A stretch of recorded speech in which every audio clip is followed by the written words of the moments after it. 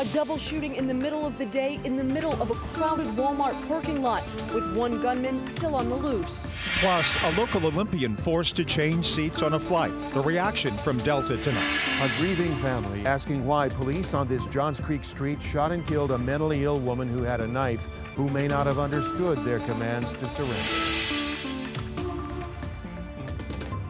Live from Atlanta, 11Alive at 6 starts now.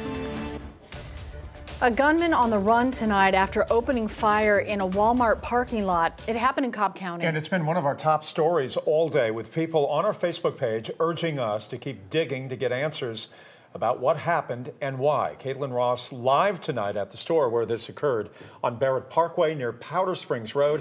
Caitlin, anybody seriously hurt in the middle of all of this? Yes, one of the gunmen was seriously hurt, and we're still digging to find out why those two men started shooting at each other to begin with. It happened in a crowded parking lot right behind me in the middle of the day in Walmart. This parking lot was packed when the two men got into a fight and both took out guns shooting each other.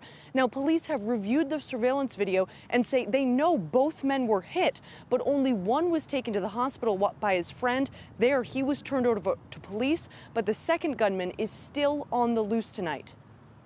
From what we understand, it looks like the other individual was shot, and we believe we're operating under the assumption that he was actually hit in this exchange of gunfire. So we're hoping he'll show up at a hospital and that he's okay. Right now, we're actually trying to find him. So far, police have not released a suspect description, so we don't know who they're looking for, who that gunman is that's still on the loose, and they haven't told us who the suspect is, who was in the hospital, only that he had serious injuries and is being treated tonight. Jeff and Cheryl? All right, Caitlin, thank you, and we will continue to have information for you on 11alive.com as well as soon as we get it. Tonight, we continue to hold the powerful accountable after video of a former NFL player's arrest in Henry County went viral. Lay down. I can't breathe. I can't breathe. This video showing officers slamming Desmond Morrow on the ground, with one officer appearing to put his hand around Morrow's neck.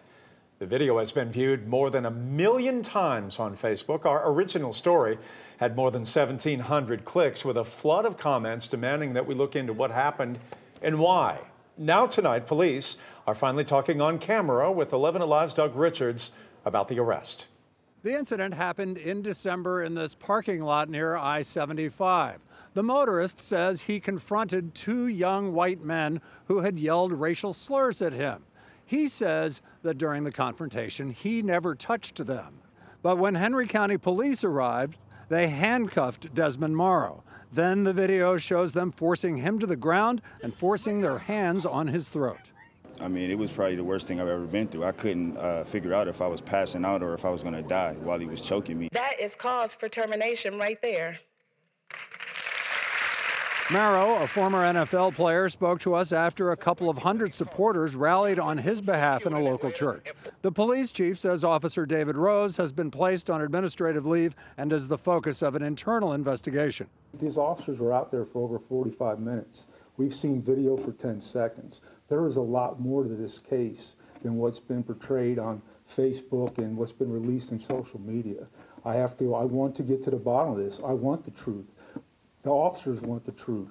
Chief Mark Araman says police have dash cam video and additional cell phone video of the incident in the parking lot. Araman tells 11Alive News that his department began the investigation in early April, before video of the incident went viral. In Henry County, Doug Richards, 11Alive News. And this is not the first time one of those police officers have been seen in the video being accused of using excessive force. We reported early last year about a woman who claimed that officers smashed her car window during a traffic stop. When that woman saw the video of Desmond Morrow's arrest, she recognized one of the officers. We looked at both incident reports from December of 2016 and December of 2017, and we found the same name, David Rose. She now has a federal lawsuit against Henry County Police. One of the things that went through my mind is, why were there no disciplinary actions taken the first time this happened? David Rose, the officer, actually physically dragged me from my car. Had disciplinary action's been taken, Desmond may have not had to suffer what he's gone through. Law is suing for emotional trauma and punitive damages. She is representing herself in that case against the police department. A mentally ill woman with a knife shot to death by police after her family called 911 asking police to help her. Tonight, questions about police training in dealing with the mentally ill in potentially dangerous confrontations. The woman's family grieving and without answers tonight. Here's John Sherrick in Johns Creek. Police dashcam video may have recorded the confrontation on this street in Johns Creek. Police telling us they did everything they could to disarm the woman safely. 36-year-old Shukri Saeed, a U.S. citizen from Somalia. Saturday morning, her family called 911 asking police for help. They say Saeed was under treatment for bipolar disorder and schizophrenia and had had a breakdown, grabbing a kitchen knife and walking out of the house. Family representatives tell us the family was afraid for her, not afraid of her. Police found her down the street, used a taser and rubber bullets, and she still did not surrender. But what will the dash cams show? Did she lunge at police with her knife? They shot and killed her. Family attorney Ibrahim Awad in Atlanta hopes to find out what sort of training police have had in dealing with the mentally ill in potentially deadly confrontations. The officers that responded knew about her mental illness. They were forewarned that this person does not respond to commands. The officers involved are on administrative leave. No comment from Johns Creek police while the GBI investigates. In Johns Creek, John Sherrick, 11Alive News. Police in Floyd County are now looking for an inmate on the run. And the Georgia Department of Corrections say that Sean Powell walked away from his work detail at Eastview Cemetery in Rome. He is described as being 6 feet tall, and he was wearing a white prison uniform when he escaped. The Corrections Department says he was in jail for possession of narcotics and meth. You can help police catch him by going to our Facebook page right now and sharing his picture with your family and friends.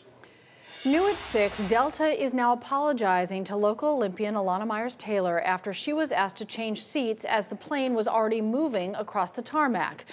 Alana won a silver medal in Pyeongchang for bobsled. She tweeted this weekend that she'd paid extras to sit next to her husband, Nick, on a Delta flight back to her home city of Atlanta.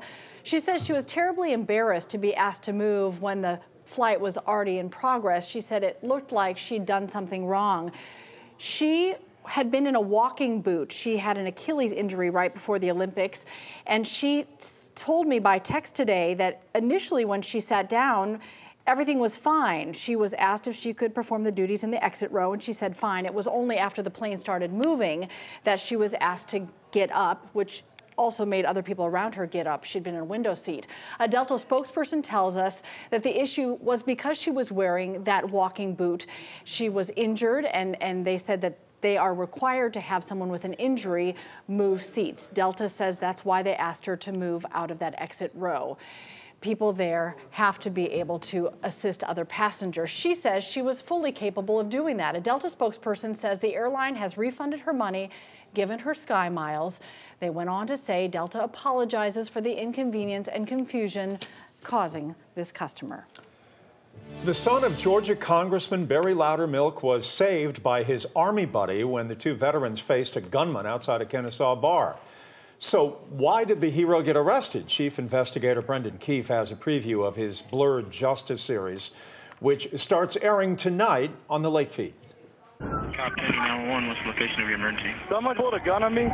This guy asked for a cigarette. We told him he doesn't have a cigarette. He's drunk, and he pulled a gun out on us. I disarmed him. Who has the gun? I have the gun. It's disarmed. It has hollow points in it. It's a Glock.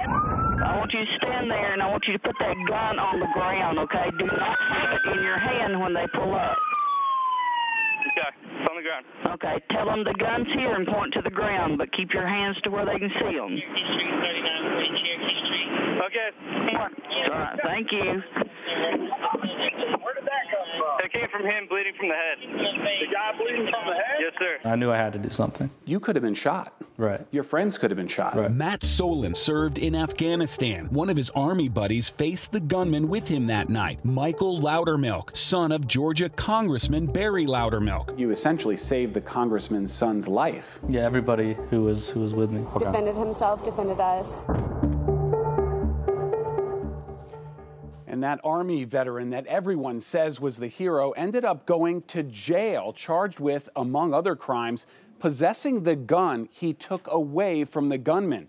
But Kennesaw police say we have only half the story. See the surveillance video starting tonight at 11 on the Late Feed. Look forward to seeing it, Brendan, to go more in depth into this story as the series unfolds. Go to 11alive.com and look for Blurred Justice under the Investigators tab. Then let us know, what do you see? Temperatures today in the 70s, feeling nice. And if you like this warm air mass that we have over us right now, it's going to stick around for a while. I'll let you know when we'll hit the mid-80s.